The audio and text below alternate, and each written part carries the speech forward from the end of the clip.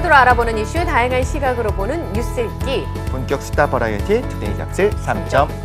안녕하세요, 이은경입니다. 네, 안녕하세요, 이덕 씨입니다. 얼마 전에 그 기사가 화제였는데요. MZ세대들의 연차 사유 혹시 네. 보셨어요? 예, 네네. MZ세대들이 직장에 연차를 낼 때 어떤 이유를 쓸까? 생일 파티, 휴일 전날 이렇게 해서 연차를 낸다는 얘기가 있었어요. 네. 이덕실 씨는 연차를 낼 일이 없었죠? 한 번도 없었습니다. 네. 왜냐하면 본인이 CEO시니까. 오, 야, 그렇게 하니까 있어 보이네요. 모든 무직이나 아니면 네. 프리랜서들에게 꿈을 주는 그런 말인 것 같습니다. 네. 예전에 이렇게 쓰면 야, 근데 솔직하게 쓰란다고 진짜 솔직하게 쓰냐. 네, 눈치 없다. 선배들이 그렇게 얘기를 했는데 한편으로 생각해 보면 이것도 나쁘지 않은 방법이지 않을까. 차라리 그냥 변명을 하고 서로 네. 그 이면에 있는 것들이 무슨 의미일까를 따져보는 거, 거기다가 사실은 변명이구나라고 모두가 알면서 넘어가는 게 누군가 그렇게 얘기하더라고요. 지극히 동양적인 세련된 표현 방식이다. 서로 무슨 말인지 알고 무슨 사연인지 알면서 서로 다르게 이야기하는 게. 그런데 이게 조금 더 직접적으로 가는 것 같아요. 그런데 네. 법적으로도 연차는 뭐 이유 묻지도 따지도 않고 그냥 줘야 되는 거 아닙니까? 그렇죠. 그런 면에서 보면 오히려 네. 권장한다기보다는 그냥 귀여워 보이는, 당돌해 보이는. 근데 평소에 어떤 업무 태도에 따라서 누군가는 당돌하게 볼 것이고 누군가는 귀엽게 볼 것이고 이럴 수 있을 것 네. 같습니다.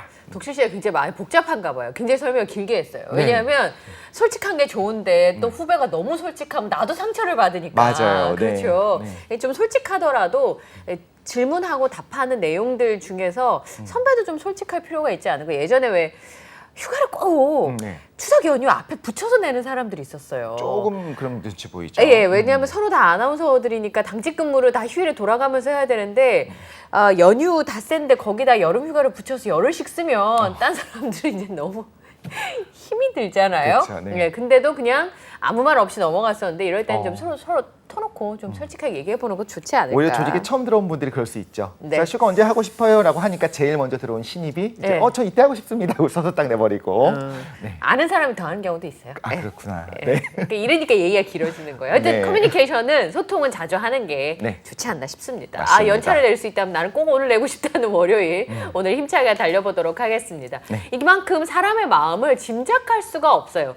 똑같은 거 보고도 정말 다르게 생각하는 경우가 많죠. 그래서 이 심리가 요즘 많은 분들의 관심사인데요. 그래서 월요일은 뉴스는 심리다가 준비되어 있습니다. 잠시 후 전해드릴게요. 네, 8월 29일 월요일 투데이 잡스 3.0 빅데이터는 알고 있다로 시작하겠습니다. 바로 한번 만나보시죠.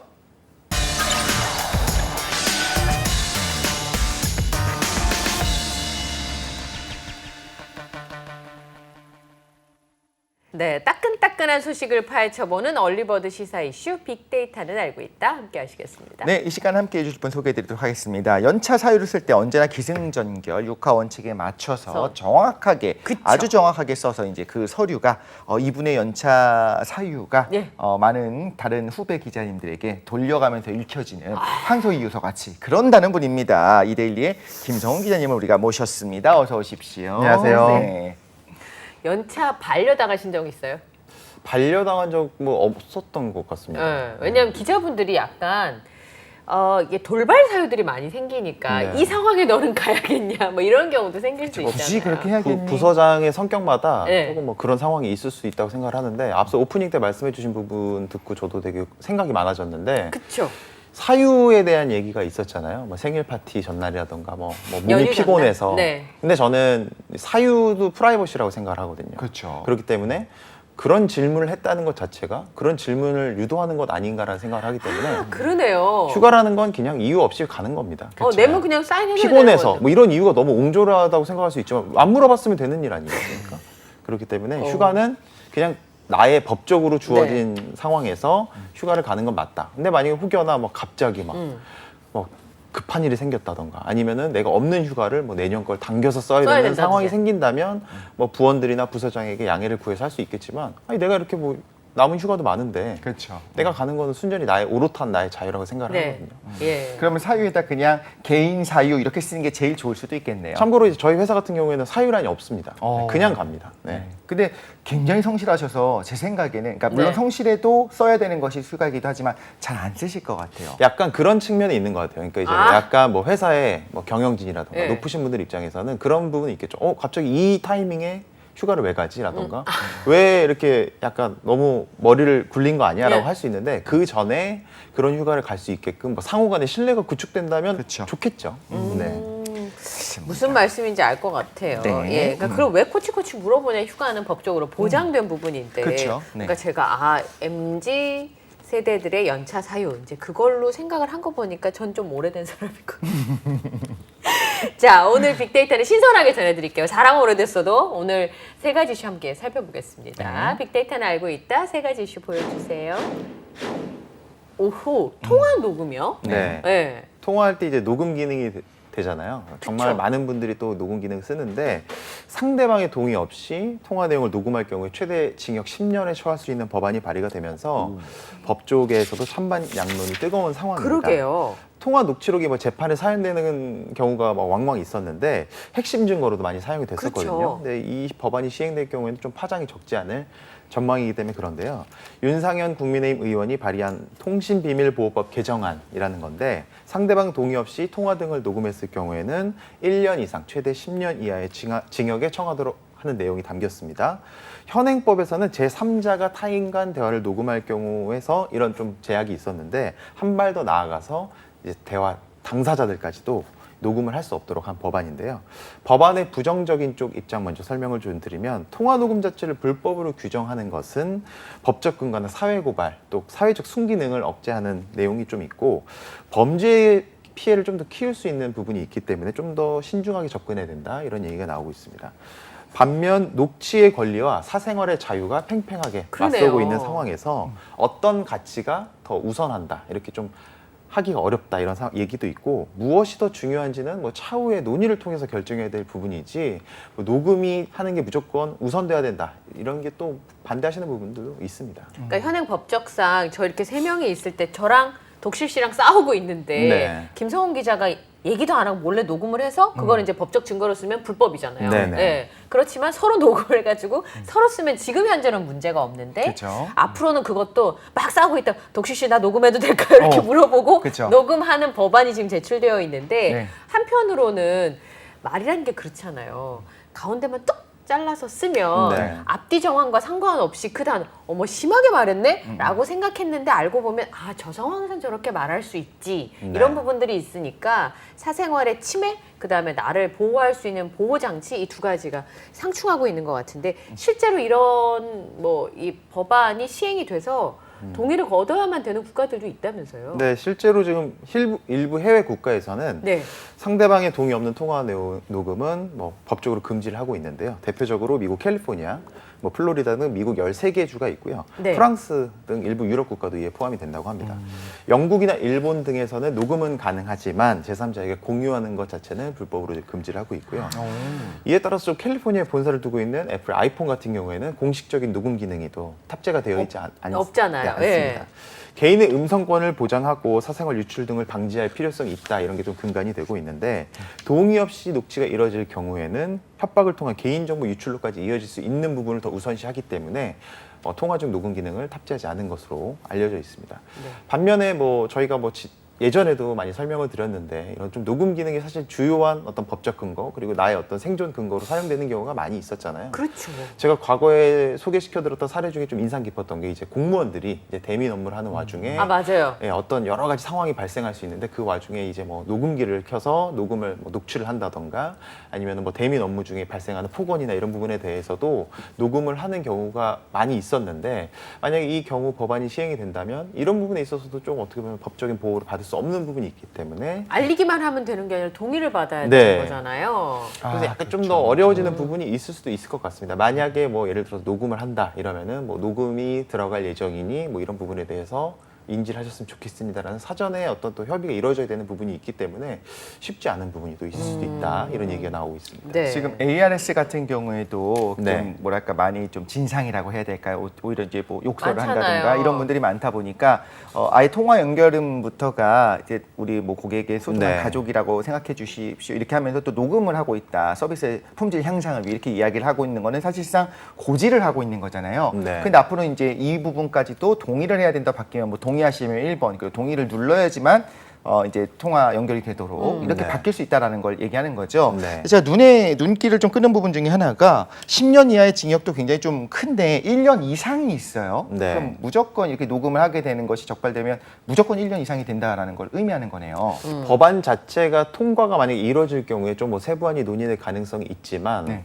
여러 가지로 많은 변화가 또 생길 수도 있을 것 같습니다. 앞서 네. 말씀드린 부분에 좀 추가로 해서 네. 사실은 이제 대화 중 녹음을 하는 업무의 경우가 생각보다 많이 있을 수도 있거든요. 네, 예를 그렇죠. 들어서 사람과 사람 간의 업무, 뭐 예를 들어서 여러 가지 뭐 업무가 있을 수 있겠습니다만 저도 뭐 언론사에 재직을 하면서 뭐 취재원과 통화를 할 때 녹음을 하는 부분도 분명히 있었고 그리고 뭐 예를 들어서 이제 뭐 서비스업에 종사하시는 부분 같은 경우에는 여러 가지 또 상호 간의 주장이 있을 수 있기 때문에 그런 부분을 바로잡기 위해서 또 녹취가 이루어지는 경우가 적지 않았거든요.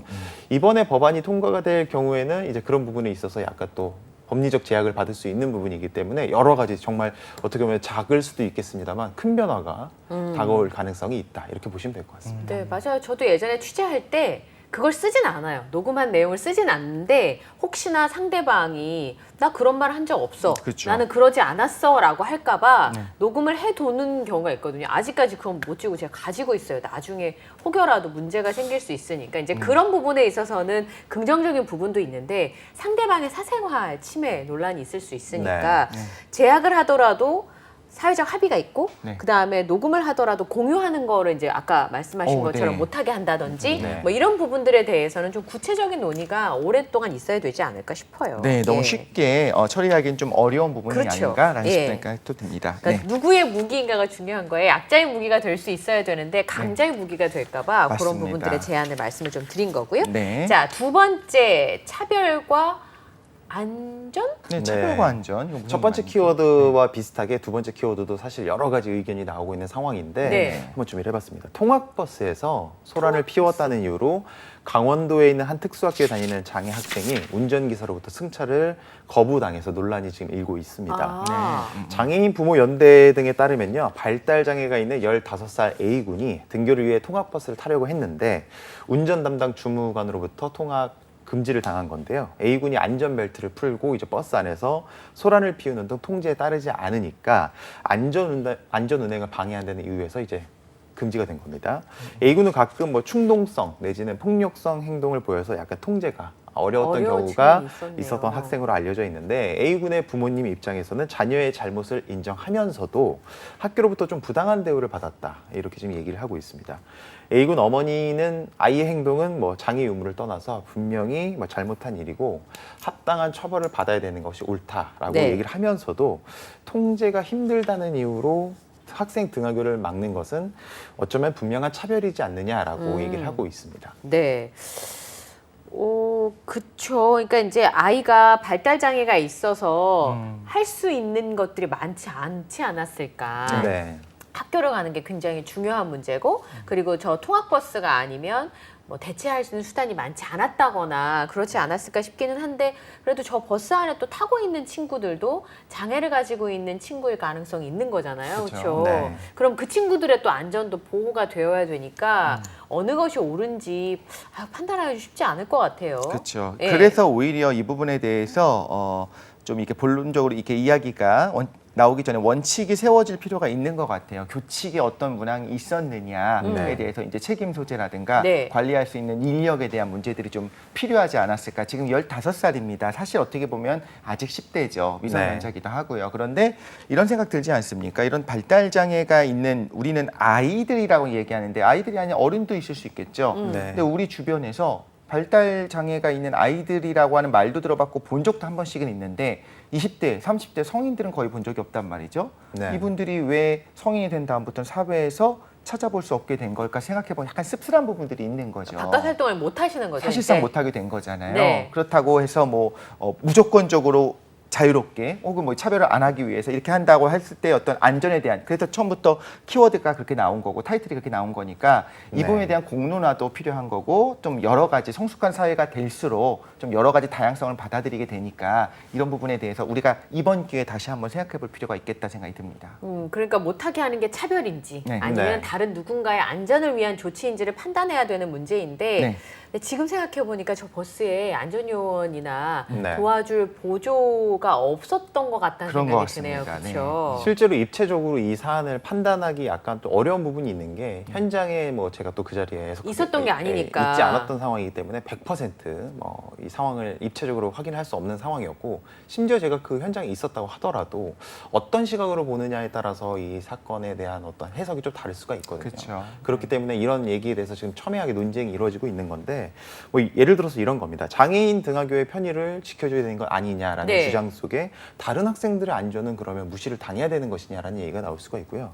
두 번째로 등하교를 제대로 할 수 있도록 지원책이 있어야 되는 것 아니냐라는 주장 속에 등하교 자체를 막은 것은 아니고 등하교 과정에서 뭐 불가피하게 어떤 여러 가지 상황이 있었기 때문에 가해진 조치다라는 또 주장이 있기 때문에 어떤 입장이 무조건 옳으다, 무조건 그르다라고 좀 보기가 좀 쉽지 않은 문제로 지금 흐르고 있습니다. 네. 바깥에서 왈왈 수 없을 것 같아요. 왜냐하면 발달장애를 가지고 있는 자녀가 있는 부모님의 마음을 누가 이해할 수 있겠어요. 그럼요. 맞습니다. 처해보지 않으신 분들은 잘 네. 모를 것 같은데 중요한 건 뭐냐면 모든 게 각자 개인의 선택이나 개인의 판단이 아니라 국가에서 저런 부분에 기본적인 안전 대책들이 마련되어 있는지 발달장애를 가지고 있는 친구들이 타는 버스니까 네. 저 친구 말고도 앞으로 얼마든지 그런 일이 발생할 수 있고 위험할 수 있잖아요. 네. 그러면 운전하시는 한 분만 타고 있다는 게 말이 되나? 사실 그렇죠. 그다음에 네. 제가 알기로는 이제 제 지인도 이제 동생이 발달장애를 가지고 있어서 반드시 보호자가 같이 타고 가게 되어 있거든요. 그게 규칙이 그렇게 돼 있다는 예. 거죠. 네. 근데 그런 경우에도 저걸 막을 수 없었는지,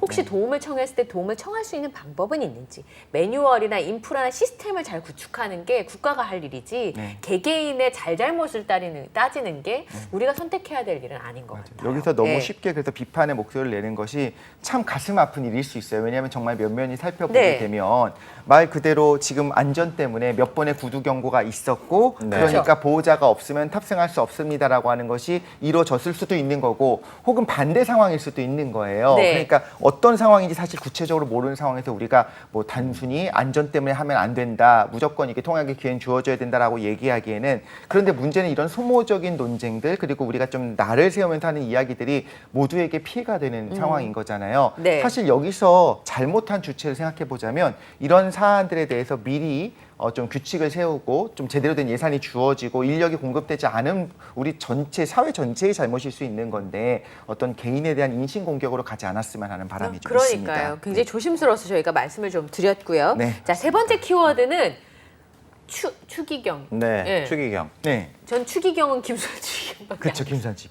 것처럼 느껴져요. 왜냐하면 우리나라 처음 이제 네. 그런 부분이기 때문에 저는 종교인은 천주교 신자는 아니지만 굉장히 거룩해 보이는 그런 면이 맞습니다. 있어요. 워낙 그렇죠? 국민의 네. 사랑을 받고 네, 존경을 받고. 김수현 추기경 많이 알고 계신데 이번 기회를 통해서 또 새로운 정보 네. 알고 있으시면 좋을 것 같아서 준비를 해봤는데 네. 한국인의 네 번째 추기경 네. 유흥식 라자로 추기경 서임식이 현지 시각으로 27일 그래요? 바티칸 성베드로 대성전에서 거행이 됐습니다. 네.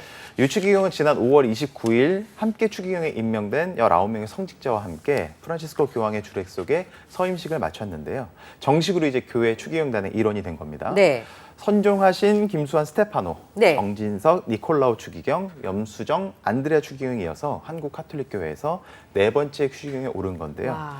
서임식 뒤에 인터뷰가 또 화제를 모았습니다. 아, 그래요? 교황님께서 앞으로 함께 나아가자 이런 말씀을 하셨고 교황님과 교회를 위해서 죽을 준비가 돼 있다 이렇게 말씀을 드렸더니 고개를 끄덕이면서 웃으셨다 이렇게 말씀을 하셨고요. 교황님과 교회를 위해서 죽을 준비가 돼 있다는 말은 교황님께 편지를 쓸 때 항상 첫머리 말에 쓰는 표현이었다 이런 얘기를 하면서 죽을 각오로 추기경 집에 임하겠다고 덧붙였습니다. 추기경은 카톨릭 교회에서 교황 다음에 건의를 부여받는 아주 영예로운 자리인데요. 네. 전 세계 모든 추기경이 소속된 추기경단은 교회법상 교황의 최고 자문기관으로 꼽히고 있습니다. 이번에 새로운 추기경이 탄생을 하면서 세계 추기경이 226명으로 네. 늘어났고요. 교황 선출권을 지닌 80세 미만 추기경은 염수정, 유흥식 추기경을 포함을 해서 총 132명이 됐습니다. 아, 그러니까 정말 몇 명 안 되네요. 전 세계에 다 네. 합쳐도.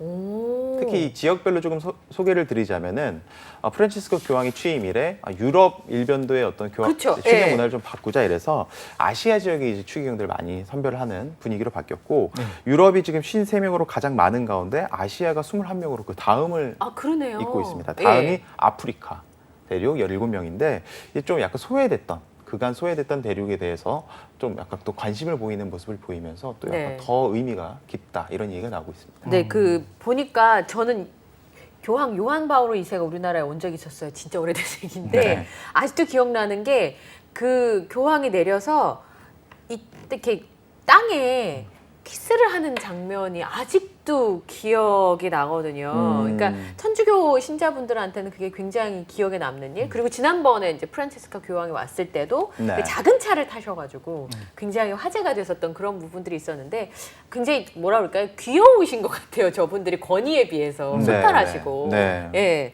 근데 이게 입는 옷이나 복식에도 의미가 좀 있다고 하더라고요. 네, 이번 기회 통해서 좀 알고 계시면 좋을 것 같아서 네. 한번 좀 구체적으로 간략하게 한번 설명을 좀 드리도록 하겠습니다.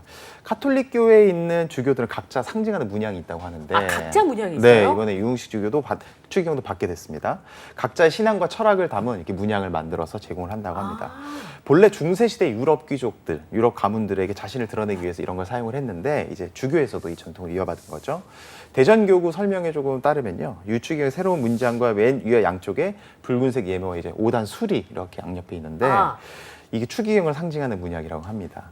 추기경 복장에도 붉은색이 사용이 되는데요. 네, 빨간색. 붉은색 어떤 의미인가? 피. 강렬한 의미인가? 네. 약간 주목받는 의미인가 할 텐데 하느님과 백성을 위해서 용기 있게 행동하고 때로는 피를 흘릴 각오가 되어 있다 이런 의미를 이게 죽을 담고 까고 있다고 이렇게 합니다. 말씀하셨던. 네네, 이런 의미를 담고 있다고 합니다. 오늘 바로 그래서 엄경 MC님이 또 이렇게 빨간 옷을 입고 그렇네요. 있군요. 저는 공교롭게도 죽을 각오는 아닌데요. 네, 시청자 여러분들을 위해서 네. 동굴쇄신할 각오를 또 의상으로 이렇게 표현한 건 아닌가. 저는 백설공주의 빨간 사과. 네. 너무 강렬한 빨간색이네요. 네. 지금 갑자기 저희 시선을 확 끄는데요. 독이 네. 든 사과. 또 문양 조금 설명을 좀 추가로 드리면 문장 중심에 있는 방패 같은 방패, 경우, 예. 네, 하느님과 백성의 교회를 가르치는 주교의 사명을 사명. 뜻하는 거고요. 네. 파란색은 세속적 가치에 휘둘리지 않는다라는 의미를 두고 있다고 합니다. 찌네요. 문장 하단에는 이제 유흥식 추기경의 사무표 세상의 빛이라는 이제 럭스 문디라는 예. 문양인데 요 이제 문양을 딱 달아주면서 완벽하게 또 완성이 되는 그런 그림입니다. 네, 그러니까 자신의 그 욕망이나 사적인 욕심을 내려놓고 누군가를 위해 헌신한다는 거 네. 종교를 떠나서 참 멋있는 것 같다는 생각이 네. 좀 들어요. 네, 그렇죠? 정말 그렇습니다. 거기다가 이제 편지를 쓸 때 항상 앞머리에다가 교황님과 특히 교회를 위해서 죽을 준비가 돼 있다 이런 네. 말씀하셨다는 것도 이분의 삶을 그쵸. 전체를 좀 보여주는 것 같아서 그리고 또 그 편지도 라틴어로 쓰지 않으셨을까라는 생각이 그렇겠죠. 들면서 그렇죠. 네. 그 네. 느낌이 있잖아요. 그 교양 뿜뿜의 느낌이 좀 약간 있어서 맞아요. 네, 또 존경스러운 부분들이 있습니다. 좀 네. 많이 우리가 기대하면 좋을 것 같습니다. 네. 네, 유흥식 추기경의 서임 소식까지 저희가 전해드렸고요. 지금까지 네. 빅데이터는 알고 있다. 이대리 김성훈 기자와 함께했어요. 고맙습니다. 네. 감사합니다. 네, 저희는 잠시 후 2부 뉴스는 네모다로 다시 돌아오도록 하겠습니다.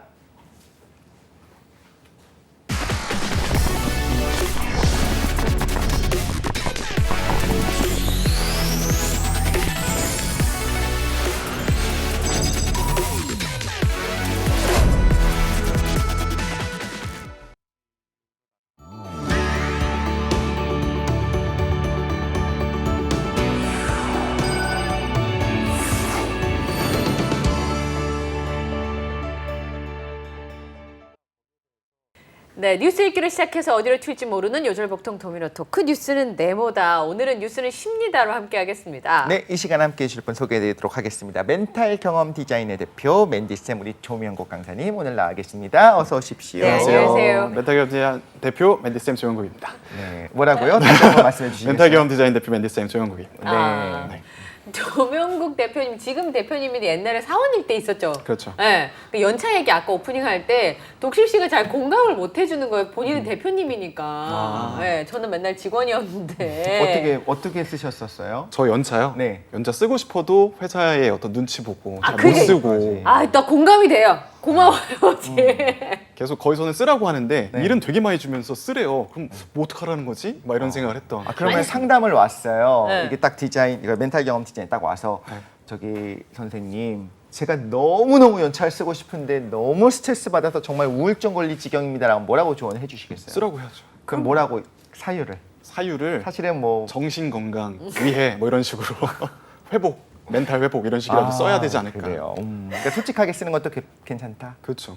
전달하지 않으면 거기서는 그냥 당연한 거라고 생각을 하고 네. 참을 수 있는 맞아요. 사람이다라고 생각을 하니까 네. 표현을 해야 되는 시기인 것 그럼 같아요. 사실은 생일 파티였어요. 정말로 생일 파티 때문이었어요. 네. 써도 되나요?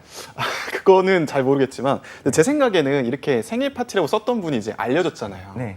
근데 제가 봤을 땐 그게 무슨 저항 의식을 갖고 네. 뭔가 젊은 세대를 대표해서 이런 걸 쓴다 이런 건 아니었던 것 같고 네. 뭔가 사유를 쓰래. 근데 네. 딱히 생각이 안 나. 네. 그럼 뭐 생일 파티 가는 거니까라고 썼던 것 같고 이런 이유에는 약간 이제 최근에는 노동자의 권리나 이제 수평적인 분위기가 반영이 됐다고 생각을 해요. 네. 근데 제 개인적으로는 그 사람이 정말 생일 파티로 갔든 아니면 정말 집안에 어떤 어려운 일이 있어서 갔든 어쨌든 하루를 쓰는 건 똑같기 때문에 그렇죠. 굳이 연차 사유를 쓰게 만드는 게 그 이유가 시스템 있을까, 자체가. 필요가 있을까라는 그렇죠. 생각이 좀 네. 들더라고요. 물론 회사에서 뭐 상황이 좀 많이 바쁘고 힘들 때 쓴다고 하면 좀 눈치가 보이겠지만 그렇지 않다면 좀 쓰게 해주는 게 편하지 않을까. 그렇죠, 그렇죠. 눈치가 보인다는 건 후보 선수가 없다는 얘기거든요. 그렇죠. 왜냐하면 회사는 원래 뭐 2명이 할 일을 1.5명을 써서 2명이 할 일을 해결하려고 하는 성향이 있잖아요. 돈을 가성비 아끼려고. 때문에. 그쵸. 근데 원래 2명이 할 일은 2명보다 조금 더 많아야 되거든요. 예비 인력이 있어야 돼요. 예비 인력이 있어야 되는데 예비 인력이 없으니까 사원들끼리 이런 을과 을의 전쟁을 하게 되는. 맞아요. 뭐 부장님 을은 아니에요. 부장님도 을이거든. 근데 맞아요. 부장님과 사원이 이 경제 이건 아닌 것 같아요. 사실 여기서 문제가 되는 거는 회사의 잘못인 거죠. 그쵸. 그런 예비 인력을 두지 네. 않는. 근데 지금 또 다른 생각이 갑자기 들었습니다. 생일 파티라고 쓴 것은 저 오늘 생일인 거 아시죠? 선물? 약간 이런 느낌일 수도 있겠다. 그런 면에서 큰 그림이 아닐까 생각이 듭니다. 그냥 생일 파티라 생일 파티라고 쓴 걸 거예요. 그렇게 그러니까. 복잡하게 생각하지 않아도 될 것 같다는. 맞습니다. 예. 저도 너무 귀여웠을 것 같은데. 네. 자, 오늘 뉴스는 쉽니다. 오늘도 알아두면 다 인생에 참 지식이 되는 거죠. 그쵸? 특히나 우리의 마음들, 내 마음, 너의 마음 왜 그럴까 알아보는 그런 심리 이야기 나눠볼 건데요. 첫 번째 주제를 제가 소개해 드리도록 하겠습니다. 한 의사가 검사와 금융감독원 직원들을 사칭했었던 보이스피싱 네. 범죄 조직에게 속아서 예금, 보험, 주식, 가상자산 같은 자그마치 41억 원이에요. 41억 원 규모의 피해를 당한 사건이 발생했는데요. 단일 사건 기준으로는 역대 최대의 보이스피싱 피해 규모라고 합니다. 네. 이게 무슨 제목 같아요. 네. 드라마 검사와 의사. 예, 검사라고 자기를 속이고 네. 당신의 그 계좌가 보이스피싱 자금 세탁용에 사용됐다라고 얘기를 하면서 협조를 하지 않으면 구속을 하겠다 이렇게 협박을 했다는 건데 네. 그 과정에서 구속영장도 그 깨톡으로 보냈다는 거죠. 카톡으로. 네. 그래서 저희가 그랬거든요. 아니 누가 그런 걸 그렇게 보내냐 대한민국 공문서인데라고 얘기를 했지만 우선은 뭐 이게 어떤 직업과 상관없는 것 같아요. 그냥 보이스피싱은 그 순간의 선택인 거지. 맞아요. 그 사람이 뭐 이렇게 뭔가를 많이 알고 있고 모르고 있고 상관없이 당하는 것 같아요. 왜 그쵸. 당하는지 모르겠어요. 41억 원 규모라고 했는데 이걸 다 빼가겠다는 건 아니고 우리가 수사를 할 테니까 뭐 예를 들면 비밀번호 뭐를 알려줘라 그런 식으로 해서 하고 다 빼간 거잖아요. 그렇죠. 근데 네, 이거는 네. 왜 보이스피싱에 당할까 생각해 보면 저도 네. 큰 소리 못 칠 것 같아요. 당해본 적이 없으시지만 없지만 네. 예전에 이 귀가 얇아서 이제 사기를 많이 당했던 경험을 봤을 때 충분히 저는 당할 수 있는 인간이다. 오히려 저는 그렇기 때문에 더 안전할 수도 있을 것 같은 게 나는 이런 거에 잘 휘둘려라는 걸 아니까 오히려 의심할 수 있는데 제가 들은 바로는 굉장히 똑똑한 분들 있잖아요. 네. 사회적으로도 나는 많은 걸 알고 있어. 라고 자부하는 사람들. 그치, 사람들 심리도 잘 알아, 심지어. 네. 이렇게 좀 어르신들이 좀 그런 부분도 있잖아요. 네. 그런 분들이 나를 깜빡 속아 넘어가게 했으면 거기는 속는 경우가 있다고도 들었는데 다 우리의 개인적인 생각이니까 우리 맨디쌤이 네. 사유를 가지고 정확하게 말씀해 주실 수 있을 것 같습니다. 도대체 왜 이렇게 당하게 당하는 될까요? 걸까요? 그렇죠. 뭐 똑똑한 사람, 뭐 똑똑하지 않은 사람도 다 걸리는데 이 이유는 이제 보통의 두려움, 불안, 공포라는 심리를 활용하기 때문입니다. 다른 사람의 두려움을 활용을 해서. 그러네요. 우리가 이러한 감정을 극심하게 느끼게 되면 우리 편도체 이런 데가 활성화되고 고등 인지 능력이 떨어지게 돼요. 그래서 평소에 또 그리고 접할 일이 없잖아요. 검찰이나 뭐 경찰이나 뭐 검사들 맞아요. 그런 사람한테 연락 온 것만으로도 나는 되게 두렵고 불안한데 그렇죠. 갑자기 내가 범죄에 연루됐고 네가 그 돈이 뭐 세탁에 활용됐다까지라는 말을 들으면 엄청난 불안감에 시달릴 수밖에 없는 거죠. 특히나 검찰이나 뭐 검사나 경찰 같은 경우는 내가 평소에 뭐 만나지도 않고 통제도 불가능하고 되게 두려움을 이제 주는 존재들이기 때문에 더 공포감이 커질 수 있고요. 그래서 우리들이 이러한 공포나 불안, 두려움에 시달리게 되면은 우리들은 이를 빨리 이걸 해소하고 싶은 마음만 들게 됩니다. 불편하니까요. 그래서 이 사람이 진짜 검사인지 뭐 경찰인지 혹은 내가 정말 범죄에 연루됐는지를 확인하지 못하고 이 사람의 말을 빨리 듣고 이 감정을 빨리 해소하고 싶다. 이런 생각이 가장 먼저 든다는 거죠. 그래서 이거에 조금 더 깊은 부분을 파고 들어가 보면 우리의 진화심리학도 여기에 영향을 미칠 수 있습니다. 왜냐하면은 우리의 생존에 도움이 됐던 감정은 뭐였냐면 기쁨이나 행복, 편안함이 아니었어요. 생존에 도움이 됐던 건 공포, 불안, 두려움이었던 거죠. 오히려. 그렇죠. 그런 것들을 신경 쓰게끔 우리가 이제 발달이 된 부분이 있어서 이런 것들에 좀 휘둘리는 게 있고 또 이러한 보이스피싱이 정말 교묘해지는 부분이 있어요. 아까 의사라고 했으면 충분히 뭐 공부도 많이 했고 이런 부분에도 의심도 할 만한데 왜 걸렸을까? 이 기사를 조금만 더 들어가 보면 이분이 이제 수사의 필요한 프로그램이다라고 어떤 링크를 이제 그 사칭한 사람한테 받은 거죠. 그걸 네. 누르니까 해킹을 당한 거예요. 해킹을 당해서 이게 더 심각한 게 뭐냐면 예전에는 그런 전화를 못하게 만들었다면 지금은 내가 이제 금감원에 한번 전화해보자. 내가 정말 네. 그런 일이 있나? 전화를 했더니 그 사기꾼이 그걸 가로챈 거예요. 아. 그 전화번호를 가로채서 실제로 그 사람이 전화를 받은 것처럼 하고 또 거기서 전화가 올 때는 검찰에서 전화 온 번호를 이제 해가지고 온 거예요. 완벽하게 조작이 다 가능하네요. 그렇죠. 나쁜 사람. 그렇기 때문에 의심을 이제 처음 했다가 완전 확신으로 넘어갈 수밖에 없었고 그 돈이 다 털리고 나서 이제 조금씩 불안이 떨어지게 되고 공포가 줄어들면서 이성적인 사고가 돌아오기 시작한 거죠. 네. 그때 내가 당했구나 라는 생각이 들면서 이 보이스피싱에 당한 걸 알게 되는 거죠. 그렇게 해가지고 남의 돈을 가져갈 거면 그 머리면 뭘 해도 하겠네. 하지만 41억은 너무 커요. 이제 너무 속상할 것 같아. 이건 진짜 평생 모은 엄청 힘들게. 아니 갚을 수 있을까요? 그러게요. 그런 생각이 좀 드는데 근데 제가 아까 왜 그 말씀 드렸잖아요. 이 정도 머리면 뭘 해도 하겠네라고 말씀드린 게 보이스피싱으로 다른 사람의 돈을 이렇게 뺏을 생각을 하지 말고 저 아이디어면 뭘 해도 할 수 있지 않겠어요? 그러게요. 네. 그런 생각도 들고, 근데 또 이제 보이스피싱 가끔 이제 좀 결국에 검거되는 경우들이 있잖아요.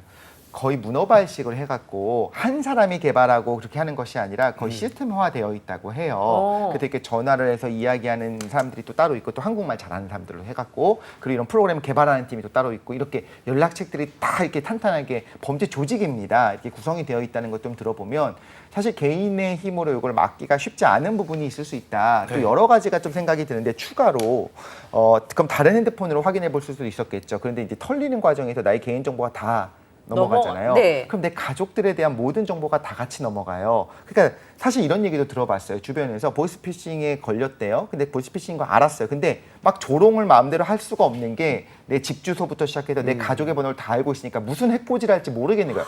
그러니까 오히려 사기꾼인 건 알지만 그냥 나 알고 있으니까 그냥 나는 넘어가 주세요 이렇게 공손하게 말하고 끊을 수밖에 없더라 이런 아우. 얘기까지 들었어요. 그러니까 너무 이제 좀 분노하게 되는 상황인데도 불구하고 그러니까 좀 건드리지 말아달라. 내 가족은 건드리지 마. 약간 이렇게 얘기를 하는 거죠.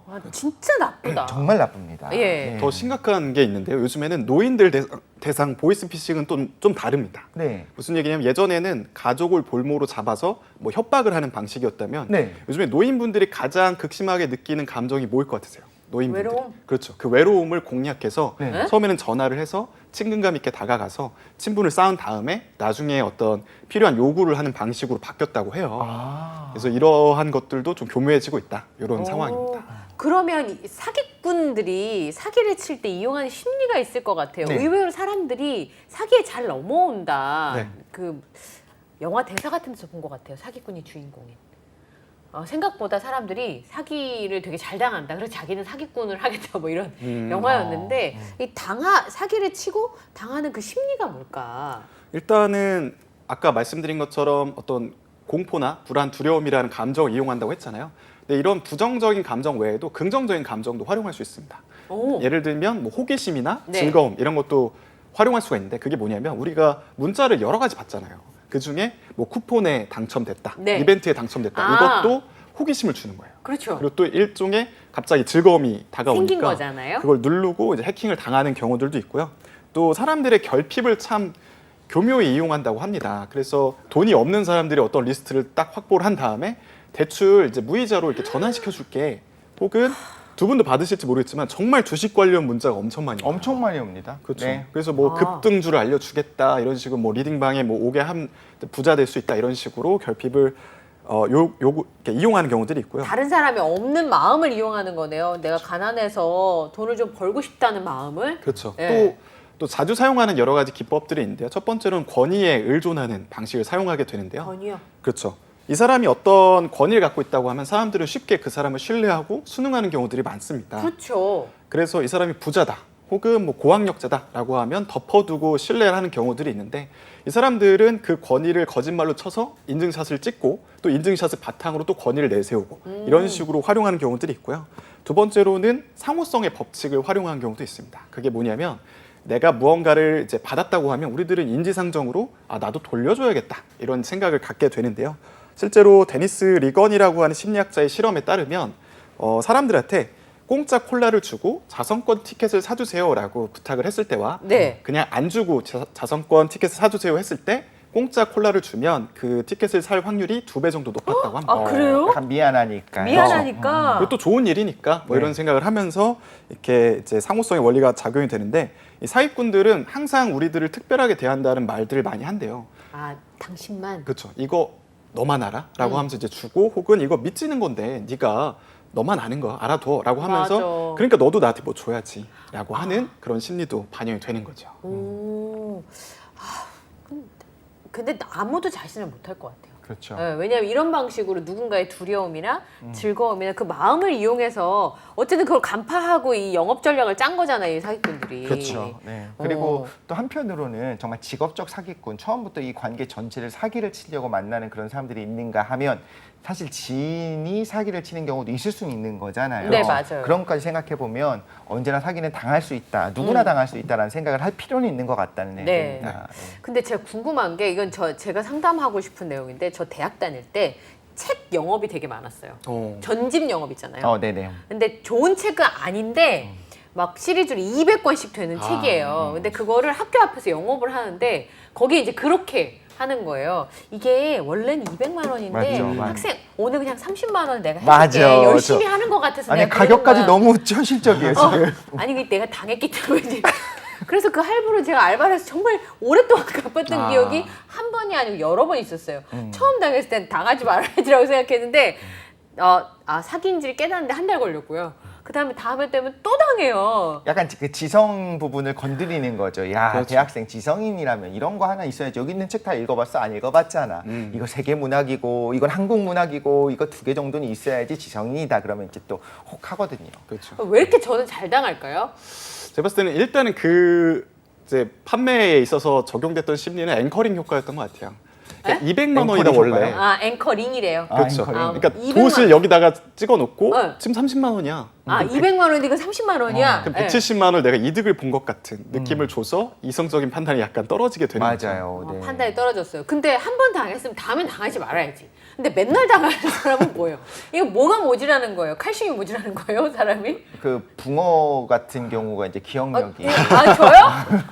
깜짝하고 하는데 어떡해. 아니 물론 아니겠지만 아니, 어디 진짜 앵커링은 눈으로 그러지 욕했어요. 아닙니다. 근데 사기를 잘 당하는 사람들의 특징이 뭘까를 보면은 앞서 말씀드린 것처럼 불안, 공포, 두려움을 잘 느끼는 사람이 일단 당할 가능성이 그러게 높고요. 잘 이용당하는 게 그 감정을 쉽게 느끼니까. 두려움이 많아서. 그렇죠. 그리고- 맞아요. 저 겁이 되게 많아요. 그렇죠. 또 인생은 한 방이다. 네. 뭐 이런 생각에 허황된 느낌을 갖고 있는 사람들도 이제 걸릴 수 잘 있겠죠. 그게 더 맞을 수도 있겠네요. 그렇죠. 인생 한 방이죠.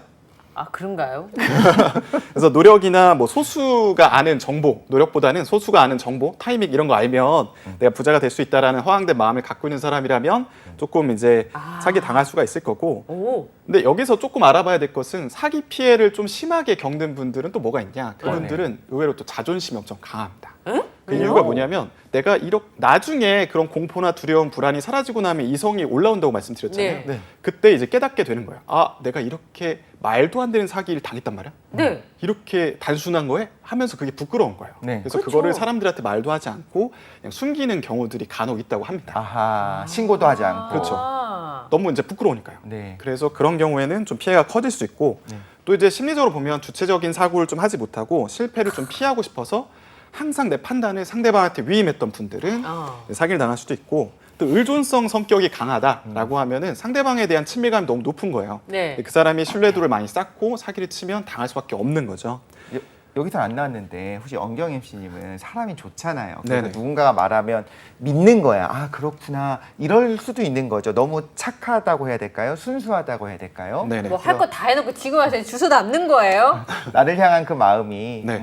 근데 믿음에 대한 이야기는 그쵸, 제가- 신뢰. 그쵸. 다음 이 질문에 네. 이야기를 해드릴 거여서 좀 이따 얘기를 해보고 어, 네. 좋습니다. 조금 상황적인 이야기를 좀 해드리자면 네. 미국 거래 개선 협회에서 네. 이제 진행한 분석한 자료에 따르면 심적으로 외롭거나 또 직장을 잃은 사람, 혹은 재정적으로 어려움을 겪는 사람들이 사기에 많이 당할 수 있다고 하는데 실제로 IMF 시기 때 많은 사람들이 힘들었잖아요. 근데 그쵸. 그때 강력범죄로 가장 많이 나왔던 게 이제 사기였던 거거든요. 아 맞아요. 그래서 전 지금 이 코로나 시대 때도 마찬가지로 생각해요. 그 되게 많아졌다고 하더라고요. 그런 범죄들이. 그렇죠. 요즘에는 되게 교묘하게 많은 사기가 일어나요. 근데 이 사람에게 무슨 마인드셋이나 무의식을 바꾸면 너가 부자가 될 수 있다. 뭐 이런 식의 어떤 현혹하는 말들이 있어서 그것도 저는 좀 우려스럽다 이런 생각이 듭니다. 부동산 사례가 그렇게 많대요. 그래서 부동산 예, 사례. 그게 왜 그러냐 했더니 비대면을 핑계를 대는 거예요. 아 그렇죠. 그러니까 지금 코로나 때문에 지금은 뭐 그 정도는 아니지만 초창기에는 서로 이제 마주보고 얘기하고 하는 것들이 이제 옮을 수 있는 가능성이 있으니까 조심하잖아요. 그러니까 제가 집을 팔 건데 제가 좀 신경 써요. 비대면으로 제가 부동산 서류 맡겨놓고 갈 테니까 보시고 가세요. 이렇게 맞아요. 하는 거예요. 네. 그럼 확인을 못 하잖아요. 그렇죠. 그래서 진짜 큰 금액 당하는 경우가 많더라고요. 그러니까 사실 이런 거 있어요. 그 평화로운 중고 어디 있잖아요.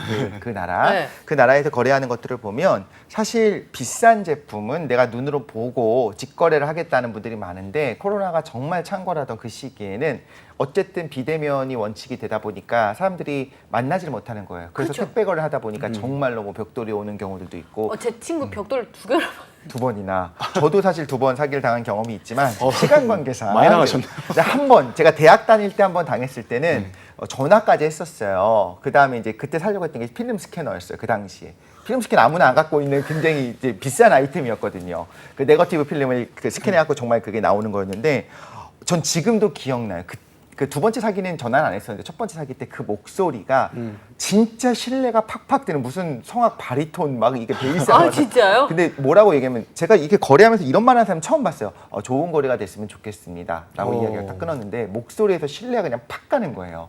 근데 거기에 막 정신을 잃어버린 건 아니었지만 지금 생각해보면 정말 그 목소리에 신뢰가 빵빵하게 있으니까 그분이 어떤 사기꾼으로서 자기의 날개를 펴는데 좀 많은 도움이 되지 않았을까. 좋은 스펙이었어요. 사기꾼들은. 그렇죠. 좋은 목소리가. 근데 그게 본인의 인생을 결국엔 갉아먹은 게 됐을 테니 결국엔 잡잖아요. 그분도 잡았고 두 번째 사기 친 사람 잡았습니다. 물론 돈은 못 받았어요. 인사소송을 잡았어요? 결국엔 거의 잡혀요. 우리나라는 진짜 웬만하면 잡힙니다. 어, 그런데 돈을 받는 건 또 다른 문제예요. 인사소송을 걸 그렇죠. 것이냐. 그거는 이미 네. 다 썼으니까 없을 수 있으니까. 맞습니다. 네, 그리고 대포 두 번째는 또 대포였어요. 아, 잡은 다음에 잡았다고 다시 이제 오거든요. 부산 지방경찰청에서 오는데 사망했다고. 알고 보니 그분이 이제 노숙자 같은 분의 어떤 그 통장을 해갖고 그런 식으로 했던. 그럼 진짜 사기친 사람은 못 잡고, 네네. 그러니까 명의를 빌려주신 분은 찾았는데 그분이 네. 이미 사망했다. 다 잡은 거죠. 그러니까 그 나쁜 놈도 잡았고 그 명예 빌려준 분도 잡았고 다 잡았는데 이분 사망했고 어쨌든 그런 여러 가지 사유들이 있어서 사실 사기를 친 사람은 잡는 건 잡긴 하는데 정말 고액이 아닌 이상 그걸 알고 사기 친대요. 2만 원, 3만 원짜리 째깐째깐 해갖고 누가 신고나 해갖고 경찰서 가갖고 과연 진정서 쓰겠냐. 그런다고 하는데 제가 저도 모르게 열변을 토했습니다. 네. 이렇게 똑똑한 이덕실 씨도 사기를 당하는 거잖아요. 그렇죠. 근데 혹시 그 사기친 사람 얼굴 봤어요 나중에? 얼굴 잡고 못 나서? 봤죠. 그런 부분은 공개되지 않아서. 네. 잡았으면 가서 한번 보면 무슨 말을 하고 싶은지도 생각을. 진짜 저는 그랬었어요. 그 목소리 그 좋았던 그분한테는 그냥 그게 궁금했어요. 왜 그랬어요? 저 이경원 씨의 기사가 딱 그 말이었어요. 왜 나한테 그랬어요? 왜 그랬어요?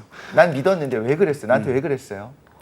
그땐 대학 때였잖아요. 그때 큰 돈이 42만 원이었는데 대학 다닐 때 와 그거를 그러니까 저는 나중에 이제 그러니까 다 그래요. 애원하는 문자를 보내게 돼요. 제발 그냥 돌려달라고 안 할 테니까 신고 안 할 테니까 그런데도 불구하고 그러니까 이제 나중에 화가 나갖고 억울한 거죠. 왜 그랬어요? 난 당신 믿었는데. 그 얘기를 하고 싶었는데 못했네요. 그렇죠. 결국에 못한 거죠. 이봐요. 다 한 번씩의 사기 경험이 있는 거예요. 좀 모욕값을 네. 받았습니다. 네. 지금 사기 얘기하다 보니까 그래서 제가 예전에 그런 얘기 했었어요. 이 사기당한 경험을 공유하는 채널을 하고 싶다. 네. 네, 좋은 아이디어. 왜냐하면 대한민국에 사기 한 번도 안 당해본 하다못해 몇백 원이라도. 그렇죠. 네네. 그래서 이런 플랫폼을 만들고 공유를 하면 대처법도 좀 알 수 있고 거기 들어가서 이런 것도 사기가 될 수 있나요? 물어볼 수 있고. 맞습니다. 네. 제가 오죽 많이 당했으면 그 생각을 했겠습니다. 그러니까요. 거기 예. 이제 시삽으로 예. 할 수 있겠네요. 시삽 오랜만에 들어보는 다수 표현인데. 경험 보유, 네. 사기 강한 경험 보유. 예. 근데 또 당하는. 네. 아, 우리 무슨 얘기까지 했죠? 아, 사기 잘 당하는 사람은 감정을 잘 느낀다. 네. 자존심이 세다. 음. 그 다음에 뭐 아까 여러 가지 이유가 있었는데 그 중에 한 5가지 지금 맨디 선생님 저한테 얘기했는데 네네. 한 개 빼고 다 해당해요. 저 한 방은 없어요. 그 뭐냐면 그 이렇게 뽑기 같은 거 할 때 된 적이 없어가지고 네. 한 방에 안 되는 걸 제가 너무 잘 알고 또 있어요. 여러 방을 하시는군요. 그러다 보니까 여러 번도 걸리는. 근데 지금 말씀하셨던 그게 다 조금씩 있어요 저한테. 어. 그런데 이런 생각 들잖아요. 또 이렇게 성실한 분인 거잖아요. 근데 네. 역사를 봐도 그렇고 천재가 괴짜인 경우들도 있고 오히려 천재가 좀 끝이 안 좋거나 불행한 삶을 사는 경우들도 있고 오히려 사실 성실한 분들은 좀 좋은 삶을 사는 경우들이 많겠는데 똑똑한 사람이 불행하다 이런 이야기가 네네. 사실 사례를 갖고 알고 싶어요. 좀 네네. 진짜 그런 부분이 없잖아 있을까요? 어떨까요? 너무 똑똑하면. 네, 네. 너무 그렇죠. 똑똑한 사람들. 여기서는 책을 하나 이제 소개해 드릴 건데요. 왜 똑똑한 사람들은 행복하지 않을까라는 책을 쓴 이제 라우나탄 교수라는 분이 계십니다. 그런 책을 썼어요. 네네. 그래서 우리를 똑똑하고 또 성공하게 해주는 요인이 사실은 그렇게 행복하게 만들지는 않는다라는 네. 걸 주장을 하신 건데요. 저자는 7가지를 얘기를 했는데 여기서는 3가지 정도를 이야기해 드리고자 합니다. 첫 번째로는 우월성을 추구하기 때문입니다. 그게 뭐냐면 똑똑한 사람들은 우월성을 추구하는 경우들이 많은데요. 그래서 우월성을 추구하면 이 자존감을 내가 누구보다 낫다라는 것을 채우는 경우가 상당히 많아요. 내가 저 사람보다 뭔가를 성취했고 저 사람보다 뭐가 높다. 이런 식으로 내 자존감을 채우는 경우들이 많은데 아, 남보다 내가 낫다는 걸로 나의 자존감을 만든다는 거예요. 내가 그렇죠. 괜찮은 사람이다가 아니고. 그렇죠. 근데 그 남보다 낫다라고 하려면 우리는 항상 뭔가를 성취해야 돼요. 그렇죠. 뭔가 좋은 학력이 되거나 이런 식으로 돼야 되는데 항상 그것이 성공하지 못하잖아요. 그래서 그것을 성취하지 못할 때 우울증이 올 수 있다. 이런 것도 있고 우리가 우월성을 추구할 때 자연스럽게 드는 이제 감정이 뭐냐면 비교하는 마음입니다. 아, 맞아요. 내가 항상 누구보다 높고 혹은 낮은지를 계속 확인하게 되는 거예요. 이거 실제로 제 경험이기도 한데 주위 사람들 중에 정말 똑똑하신 분들이 많거든요. 하지만 그다지 안 행복한 분들이 많아요. 근데 그 이유를 보면은 정말 5만 가지를 다 비교하세요. 보통 이거는 대놓고 비교하진 않는데 뭐 익명 게시판이나 이런 데서 보면은 정말 많은 것들을 비교하는데 뭐부터 비교하냐면 내 어떤 뭐 집안의 재산, 내 아파트 가격, 내 뭐 와이프의 뭐 학력, 뭐 이런 것들까지 다 비교해요. 아니, 아내 학력을 왜 비교해요? 그거 어디다 쓴다고. 그러니까 그런 것들로 내가 어느 정도 우위에 있다라는 것을 끊임없이 상기하고 싶은 거예요. 그런데 이 생각의 문제는 뭐냐면 내가 그걸로 잠시 안도감을 얻었다 하더라도 나보다 항상 잘난 사람이 있을 수밖에 없거든요. 그렇죠. 그러면 그 사람보다 내가 못나네, 못난 거는 내가 부족한 거네, 그럼 난 자존감이 떨어지네. 이런 식으로 계속 반복되는 것입니다. 그래서 이런 것들 때문에 이제 행복하지 않은 게 첫 번째 이유고요. 첫 번째 이유. 네, 두 번째 이유는 아까 말씀드렸던 것과 연결이 되는데 타인에 대한 불신을 갖고 있기 때문입니다. 똑똑한 사람들은 좀 신중하기 때문에 그런 것도 있고 또 상대방을 이 어떤 이제 협상이나 이런 상황에서 보면 믿지 않는 것이 이득일 때가 되게 많아요. 상대방을 쉽게 믿지 않는 것이. 맞아요. 하지만 상대방을 믿어서 얻는 어떤 배신의 고통보다는 사람을 믿어서 얻는 신뢰에 대한 행복감이 더 크다고 합니다. 그래서 믿는 것에 대해서 나쁘게 생각할 필요는 없어요. 이렇게 배신당했을 때 우리가 정확하게 적절하게 대응하는 것이 중요한 것이지 우리가 아. 안 당해야지. 저 사람 이상하니까 내가 분석해서 안 당해야지라고 해도 믿는 것이 더 낫다는 거죠. 아. 그리고 마지막은 지나치게 통제하기 때문이라고 합니다. 그게 뭐냐면 이 저자에 따르면 우리가 주어진 결과가 우리의 통제력을 완전히 벗어나는 경우들이 상당히 많대요.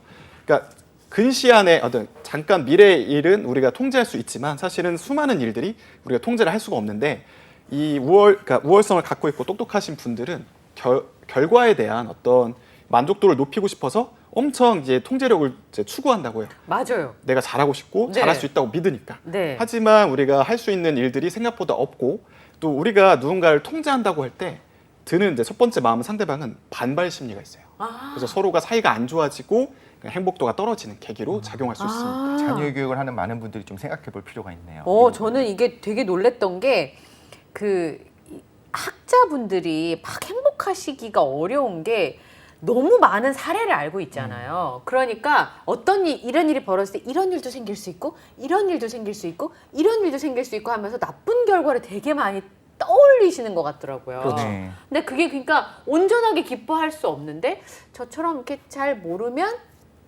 잘 모르면 그냥 이렇게 되겠지. 그러니까 행복회로만 자꾸 돌리니까 이것도 이제 사기당하는 이유 중에 하나긴 하지만 그렇죠. 예, 어쨌든 그런 부분들이 있는 것 같아요. 제가 봤을 때. 그렇죠. 우리 인생의 목표가 꼭 행복은 아니지만 너무 지나친 불행으로 점철되어 있으면 너무 불행하잖아요. 그쵸. 가끔 보면은 제일 행복한 존재가 뭔가 생각해 보면 그 늘어지게 낮잠 자고 있는 고양이를 보면 쟤는 제일 행복할 것 같다. 약간 이런 생각이 들 때가 있어요. 배불리 먹고 자고 있는 그 느낌, 그 순간. 애기들도 그렇잖아요. 그냥 뭐 잘 때면 세상 행복한 천사 얼굴하고 자잖아요. 맞아요. 그 엄마 젖을 네. 배불리 먹고 이렇게 새근새근 잠들고 있는 아이의 얼굴을 보면 얘가 무슨 걱정 근심이 있겠어요. 그냥 행복하고 편안함을 느끼고 있겠죠. 이런 걸 생각하면서 때로는 좀 부럽다고 느낄 때도 있는데 네. 우리가 너무 치열하게 사느라고 어떻게 보면 작은 행복들을 놓치고 있는 게 아닌가 좀 생각해 보면서 다음 주제로 넘어가면 좋을 것 같습니다. 우리 다음 주제를 짧은 시간을 할 수 있을까요? 그럼요. 해보도록 하죠. 네, 최근에 황혼 이혼이 굉장히 증가를 하고 있다고 합니다. 네. 오랫동안 부부 생활을 해왔던 중년 부부들이 이혼을 하는 경우가 2021년 기준으로 해서 17,900건에 달하고 있다고 하는데 네.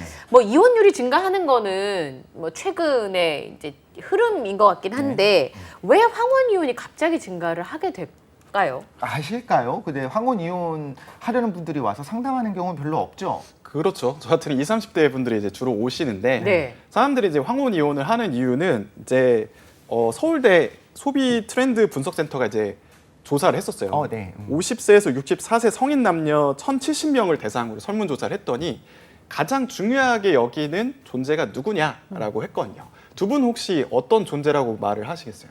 자식이요. 자식. 저는 뭐 신앙인이니까 자식이요?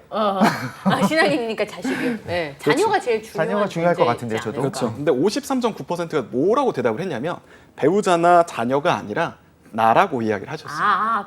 그런. 이게 바뀐 거겠죠? 그렇죠. 예전에는 사회 통념상 뭐 가정이나 이제 뭐 아이를 가장 중요하게 네. 여겼다면 이제 평균 수명도 좀 늘어나고 자기 자신을 챙겨야 된다라는 이제 마인드가 커지면서 그렇죠. 사람들이 이제 내 삶도 좀 자유롭게 살고 싶어라는 마인드로 황혼 이혼이 이어지고 있다라고 분석이 되고 있습니다. 네. 근데 제 주변에 황혼 이혼이 늘어나는 이유 중에는 불행한 이유는 결혼 초기부터 있었는데 네. 그거를 참고 지내시다가 아이들이 출가를 하거나 특히 자녀들이 엄마 이혼해 라고 얘기하는 경우에는 황혼 이혼까지 가는 경우가 많다고 그렇죠. 하더라고요. 자녀들도 봤더니 그냥 부모님 다 크고 나니까 부모님의 상황도 이해가 가고 그냥 헤어지고 두 분 편하게 사시라라고 편을 들어준다는 거죠. 서로에. 네, 그러니까 그 자녀들이 엄마 나 결혼할 때까지 기다리지 말고 아빠랑 이제 그냥 떨어져 사세요라고 얘기하는 게 결정타가 되는 경우가 되게 많이 있더라고요. 그렇죠. 그리고 그런 사실이 젊은 세대의 이혼율도 높이는 걸로 작용이 되는 것 같아요. 왜냐하면 우리 엄마 아빠가 그렇게 행복하지 않았지만 나를 위해서 너무 오랫동안 살았다. 네. 그럼 나도 만약에 비슷한 상황이라면 그냥 이혼을 하는 게 더 좋은 선택지가 아닌가라는 생각으로 이어질 수 있는 거죠. 근데 그럼 이혼을 한다는 건 결국엔 더 고통스러운 삶으로 가기 위해 이혼한 사람은 없잖아요. 그렇죠, 그러면 그렇죠. 결국엔 더 행복, 그러니까 어쨌든 개인의 행복을 위해서 서로 합의된 어떤 이혼을 한다고 생각을 해봤을 때 그럼 이혼 후에 실질적으로 조금 더 자기를 찾고 행복해진다고 볼 수 있을까요? 일단은 제가 그 알아본 바에 의하면 네. 일단 행복에 가장 큰 영향을 미치는 요인 중에 하나는 건강이잖아요. 네, 그렇죠. 건강이라는 측면에서 봤을 때는 이혼을 하고 나서는 사실 좋은 결과는 아니에요. 왜냐하면 이제 결혼을 한 사람들이 더 오래 살고 행복하고 건강하다라는 통계는 일관적으로 나오거든요. 같이 있는 분들이요. 그렇죠. 네, 근데 왜 그런가 하면은 결혼을 했을 때는 그 건강을 챙기는 주체가 한 명씩 있어요. 그렇죠. 맞아요. 서로 두 분- 챙겨주죠. 두 분도 생각해 보면은 내 건강을 챙겨주는 사람은 배우자인 경우가 있고 배우자의 건강을 챙기는 건 나인 경우가 많잖아요. 그럼요. 그렇죠, 그렇죠. 그리고 가족 지향적인 사람은 이제 위험한 짓을 잘 안 한다고 해요. 그것도 왜냐면 잃을 게 맞습니다. 있으니까요. 내가 지켜야 될 사람이 그럼요. 있으니까. 지켜야 될 사람이 한 명 혹은 두 명이 있다 보니까 그런 식으로 건강을 챙기는 경우들이 있고 특히 이제 황혼 이혼의 경우에는 둘 다 물론 스트레스 받고 힘들어하지만 남자분에게 스트레스가 좀 크다, 상처가 더 크다라고 해요. 왜냐하면 혼자 자취를 해본 적도 없고 그렇죠. 또 당시에 또 퇴직이랑 연결이 되기 때문에 네. 그때 이제 상황적인 변화가 너무 크기 때문에 그때 뭐 우울증이나 이런 것들도 많이 느껴서 이제 힘들어진다, 우울증을 느끼고 외로워져서 자살하는 경우들도 있고 많이 힘들다고 합니다. 네. 그러니까 결정적으로 예를 들어 폭력이라든지 아니면 재정적인 문제에 심각한 타격이 되는 배우자의 삶이라면 그걸 꼭 유지하라고 말씀드릴 수는 없을 것 같아요. 그렇죠. 네. 그렇긴 하지만 지금 말씀드린 것처럼 그냥 성격이 안 맞아서 아니면 풀지를 못해서 이런 부분이 생기지 않도록 하면 좋겠다는 건데 네. 간략하게 그러면 이거 매니쌤한테 물어보는 게 적절한지 모르겠는데 저도 전문가니까 모르겠어요. 네네. 결혼을 많이 보셨잖아요, 사례를. 네네. 이혼 안 하고 끝까지 잘 사는 부부들의 뭐 공통점? 그럼 뭐 있을까요? 일단 제일 중요한 거는 의사소통 능력이라고 생각을 해요. 그래서 의사소통을 잘한다. 서로 무시하지 않고 감정을 잘 소통을 하고 그 실제로 결과에 따르면 다른 사람들보다 6배 정도 서로가 대화하는 방식 마음이 든다고 대답을 했다고 해요. 그러니까 말을 잘한다, 내 말을 잘 들어준다가 아니라 네. 얘기를 잘 한다네요. 그렇죠. 저 소통이 가장 중요하다는 거죠. 어, 그러니까 뭐 재정적인 부분이나 다른 게 아니라 네. 이제 그런 부분들이 잘 될 때 이 문제가 해결이 된다고 하니까 네. 의사소통하는 거, 커뮤니케이션 하는 게 제일 중요한 것 같아요. 네, 네. 오늘은 전체적으로 그래도 행복할 수 있는 방법들에 대해서 맞아요. 우리가 너무 과신하지 않고 어떻게 하면 행복할 수 있는지를 좀 이야기 들어봐서 또 의미 있는 시간이었던 것 같습니다. 지금까지 뉴스는 십니다. 벤지쌤 조명국 대표님과 함께했습니다. 오늘 함께해 주셔서 감사합니다. 고맙습니다. 자, 월요일에 투데이 잡스 3.0 오늘 저희가 준비한 내용은 여기까지고요. 저희는 내일 오전에 다시 찾아뵙겠습니다. 네, 다음 시간에 또 만나요. 안녕.